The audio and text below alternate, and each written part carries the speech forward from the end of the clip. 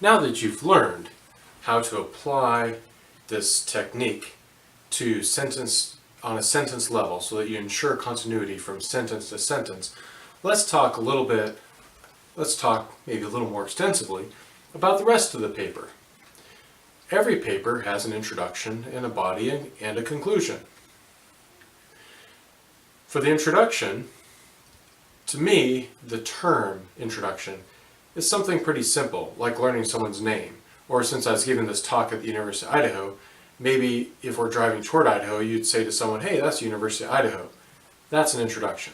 The person knows maybe where it's located, its name, what it looks like to an extent as you're driving by, but not much else.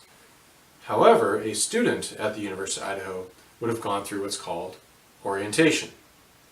In orientation, that student would learn where the student union building is, maybe where to get something to eat, hopefully where his first class is, maybe even where the rec center is. It's a little more extensive. Now, it doesn't tell someone everything about the campus, but it gives that person enough to be able to get around. In the same way, when you're looking at your writing, consider how to orient the reader. First of all, you have to give the reader a motivation to read what you've written. That's something important to consider. And it can be kind of hard. If you think of maybe the person is just thinking about something completely unrelated, how are you going to bring that person into appreciating what you have to present? Just think about that. The second thing is, you want to be able to lay enough groundwork that the person who's reading will be able to appreciate the main body of your argument. That's how I look at the body, is as the main body of as an argument, essentially. Let's look at the other end of the paper. The conclusion. The conclusion can come in various forms. It can come in the form of a summary. It can come in the form of maybe concluding some extra things. If you look at a mystery novel, they will often at the end lay out how they figured everything out. So it's both a summary and it includes some extra conclusions in there that someone didn't know, extra information. Because there's different types, the thing to keep in mind is that the conclusion should provide the reader with closure. The reader has read your introduction, read the main argument. This is the time to give the reader the final closure on what you've written. Now let's look at the body. Let's start with equations and graphs, since those are kind of unique. So right in the middle of your body, maybe you have 10 paragraphs, you'll have an equation in one of those. Or maybe you'll have a graph that you refer to. The way to deal with those is that, at least with an equation, is that it's like a sentence. X squared plus y squared equals z squared is a complete statement. You could put a period after that. In fact, in some countries they do that. They put a period at the end. Think of it like that. And also think of this.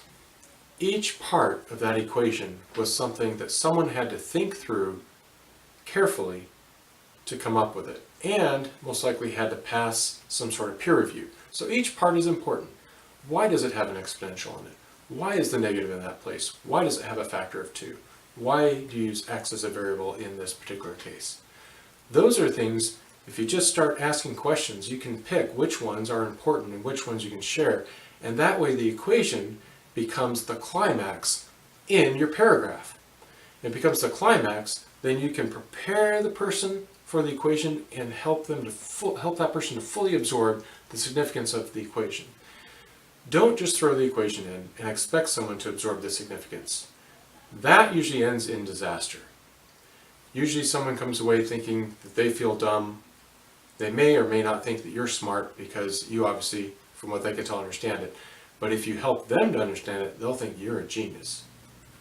Now, as far as the graph is concerned, or graphs, think of a graph as being kind of its own paragraph, but not necessarily organized in the way you want it to present it. Someone who looks at it, they'll take away what they want from that. But let's say you want to point out some things. You want to talk about the trend. You want to talk about why you use that scale for the y-axis. You want to talk about an outlier, that sort of thing. That's what you include in the paragraph that's dedicated to that graph. So I would dedicate at least a paragraph to each graph that you have and use that opportunity to organize someone's thoughts toward that graph. Furthermore, in the body, you're going to have, let's say, again, 10 paragraphs. What order do they go in? How do you figure that out? Well, again, just like you use questions to figure out what order sentences go in within a paragraph, you can use questions to figure out what order these paragraphs go in relative to one another. So you have a paragraph, you read it, it should bring to mind a question. That question is answered by the next paragraph. If it's not, that paragraph needs to go to a different section of the paper, or maybe even eliminated.